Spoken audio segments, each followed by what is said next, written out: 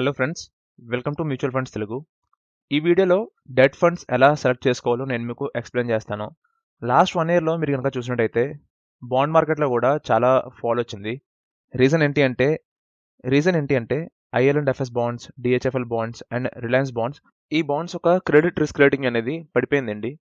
దానివల్ల ఏం జరిగిందంటే ఈ కంపెనీస్ ఏవైతే బాండ్ ఇష్యూ చేశాయో వాటికి మనీ పే చేయలేకపోయాయి. సో దానివల్ల ఏ మ్యూచువల్ ఫండ్ కంపెనీస్ అయితే ఈ బాండ్స్‌లో ఇన్వెస్ట్ చేశారో వాటి రిటర్న్స్ అనేవి లాస్ట్ 1 ఇయర్‌లో చాలా ఫాల్ అయ్యాయి. ఈ బాండ్స్‌కి చాలా మ్యూచువల్ ఫండ్ కంపెనీస్ అనేవి ఎక్స్‌పోజ్ అయ్యాయండి. అంటే చాలా మ్యూచువల్ ఫండ్ కంపెనీస్ ఈ బాండ్స్‌లో ఇన్వెస్ట్ చేశారు. So most of the companies ఏవైతే ఈ బాండ్స్‌లో ఇన్వెస్ట్ చేశాయో ఆ మ్యూచువల్ ఫండ్ కంపెనీస్ ఒక స్కీమ్స్ చాలా ఫాల్ అయ్యాయి. మీరు చూసినట్టయితే Tata corporate bond fund -40% fall అయింది. ప్రిన్సిపల్ లో డ్యూరేషన్ ఫండ్ -10% ఫాల్ అయింది. అండ్ లాస్ట్ 1 ఇయర్‌లో డెట్ ఫండ్స్‌లోనే చాలా ఫండ్స్ మైనస్ రిటర్న్స్ ఇచ్చాయి. సో దీనివల్ల ఏం తెలుస్తుందంటే డెట్ ఫండ్స్‌లో కూడా మనం ఇన్వెస్ట్ చేసినప్పుడు ఏ స్కీమ్‌లో పడితే ఆ స్కీమ్‌లో ఇన్వెస్ట్ చేయకూడదు. డెట్ ఫండ్స్‌లో కూడా మనం కొన్ని చూసుకోవాలండి. కొన్ని సెట్ ఆఫ్ క్రైటీరియాస్ ఉంటాయి. ఇన్వెస్ట్ చేసినప్పుడు వాటి portfolio, yield to maturity, modified duration ఇవన్నీ చాలా ఉంటాయి. ఇవన్నీ మీరు చూడాలి. ఇవి చూసి అప్పుడు మీరు ఇన్వెస్ట్ చేస్తే డెట్ ఫండ్స్‌లో మీకు నెగెటివ్ రిటర్న్స్ రావు. సో ఈ వీడియోలో నేను మీకు అది ఎక్స్‌ప్లెయిన్ చేస్తాను.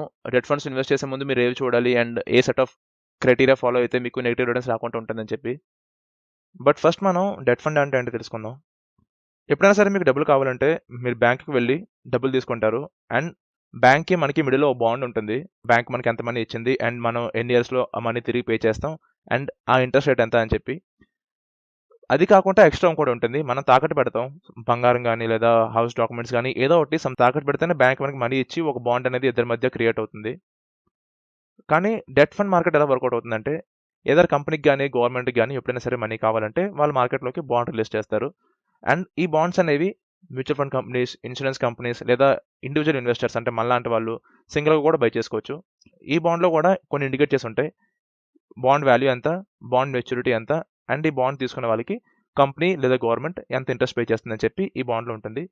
కానీ, కానీ ఇక్కడ గ్యారంటీ టైప్ ఏమి ఉండదు. బ్యాంక్‌లో మనం తాకట్టు పెడతామంటే బ్యాంక్‌కి గ్యారంటీ అండి. ఇన్‌ఫాక్ట్ ఆ డబ్బులు మీరు పే చేయలేకపోతే బ్యాంక్ మీరు తాకట్టు పెట్టిన ఆస్తిని అమ్ముకుంటుంది. కానీ ఇక్కడ తాకట్టు అంటూ ఏం లేదు.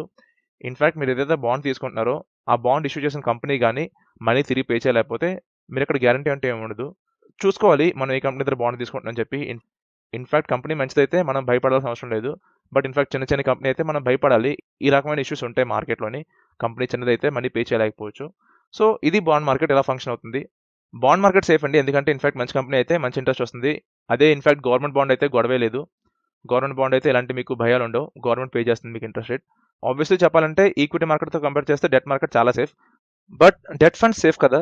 ఇందులో నెగెటివ్ రిటర్న్స్ ఎందుకు వస్తున్నాయంటే చాలా రీజన్స్ ఉన్నాయి. అందులో ఫస్ట్‌ది ఏంటి అంటే ఎప్పుడైనా సరే ఏదైనా కంపెనీ యొక్క క్రెడిట్ రిస్క్ రేటింగ్ పడిపోయినట్టయితే ఆ కంపెనీ అనేది తీసుకున్న డబ్బులు తిరిగి పే చేయలేకపోవచ్చు. సో అలాంటి టైంలో ఆ కంపెనీ యొక్క బాండ్స్ ఎవరి దగ్గరైతే ఉన్నాయో వాళ్ళకి కంపెనీ మనీ పే చేయలేదు. సో అప్పుడు నెగెటివ్ రిటర్న్స్ రావచ్చండి. ఏదైనా మ్యూచువల్ ఫండ్ కంపెనీ గానీ ఇలాంటి బాండ్స్‌లో ఇన్వెస్ట్ చేసినట్టయితే ఆ పర్టికులర్ కంపెనీ యొక్క డెట్ ఫండ్ నెగెటివ్ రిటర్న్స్‌లోకి వెళ్తుంది. మీకు వీడియో స్టార్టింగ్‌లో చూపించాను కదా! ఐఎల్ అండ్ ఎఫ్ఎస్ కంపెనీలో అదే జరిగిందండి.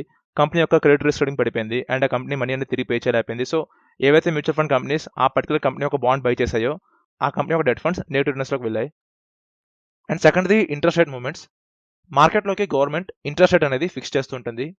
ఆ ఇంట్రెస్ట్ రేట్ అనేది చేంజ్ అవుతూ ఉంటుందండి. సో ఇన్‌ఫాక్ట్ మనం ఏదైతే బాండ్‌లో ఇన్వెస్ట్ చేసామో ఆ బాండ్ యొక్క ఇంట్రెస్ట్ రేట్ గానీ గవర్నమెంట్ ఇంట్రెస్ట్ రేట్ కంటే తక్కువ ఉన్నట్టయితే మన బాండ్ యొక్క వాల్యూ తగ్గుతుంది. సో ఆ డెట్ ఫండ్ కొంచెం తక్కువ రిటర్న్స్ ఇస్తుంది. అదే ఇన్‌ఫాక్ట్ మనం ఏదైతే బాండ్‌లో ఇన్వెస్ట్ చేసామో ఆ బాండ్ యొక్క ఇంట్రెస్ట్ రేట్ గనక గవర్నమెంట్ ఇచ్చే ఇంట్రెస్ట్ రేట్ కంటే ఎక్కువ ఉన్నట్టయితే ఆ బాండ్ యొక్క వాల్యూ ఎక్కువ ఉంటుంది. లేదా ఆ డెట్ ఫండ్‌లో మనకి ఎక్కువ ఇంట్రెస్ట్ రేట్ వస్తుంది. సో మ్యూచువల్ ఫండ్స్‌లో డెట్ ఫండ్స్ ఎలా పనిచేస్తాయండి? మార్కెట్ ఇంట్రెస్ట్ రేట్ బట్టి అంటే గవర్నమెంట్ ఫిక్స్ చేసే ఇంట్రెస్ట్ రేట్ బట్టి డెట్ ఫండ్స్ అనేవి అప్ అండ్ డౌన్ అవుతుంటాయి. సో మ్యూచువల్ ఫండ్‌లో ఒక డెట్ ఫండ్ నెగెటివ్ రిటర్న్స్ ఇవ్వడానికి 2 రీజన్స్ ఉంటాయండి.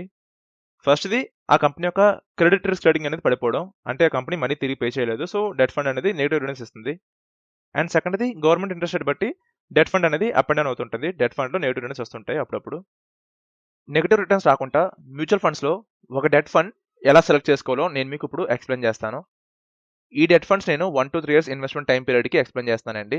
బిలో 1 ఇయర్‌కి అయితే మాత్రం ఇది కాదు. 1-3 ఇయర్స్ టైమ్ పీరియడ్‌కి మీరు ఏదైనా ఇన్వెస్ట్ చేద్దాం అనుకుంటే ఇలాంటి డెట్ ఫండ్స్‌లో మీరు ఇన్వెస్ట్ చేయొచ్చు. ఎటువంటి రిస్క్ లేకుండా ఉంటుంది మీకు. సో ఫండ్స్ ఎలా సెలెక్ట్ చేసుకోవాలంటే మనకి డెట్ ఫండ్స్‌లో క్రెడిట్ రిస్క్ రేటింగ్ ఫండ్స్ ఉంటాయండి. అందులో మినిమమ్ 100 బాండ్స్, 200 బాండ్స్ అని ఉంటాయి. సో ఏదైనా ఫండ్‌లో అట్‌లీస్ట్ 100 బాండ్స్‌లో ఇన్వెస్ట్ చేసిన ఫండ్‌ని సెలెక్ట్ చేసుకోండి. బిలో 100 అయితే వద్దు. అట్‌లీస్ట్ 100 బాండ్స్ ఇన్వెస్ట్ చేసిన ఫండ్‌ని సెలెక్ట్ చేసుకోండి. ఎందుకంటే సపోజ్ ఒక 2-3 కంపెనీస్ డిఫాల్ట్ అయినా సరే, అంటే 2-3 కంపెనీస్ మనీ తిరిగి పే చేయలేకపోయినా సరే, రిమైనింగ్ కంపెనీస్‌లో ఏవైతే ఇన్వెస్ట్ చేస్తారో ఆ కంపెనీస్ మనకు మనీ పే చేస్తాయి కాబట్టి ఇలాంటి ఫండ్స్‌లో పెద్ద రిస్క్ ఉండదు.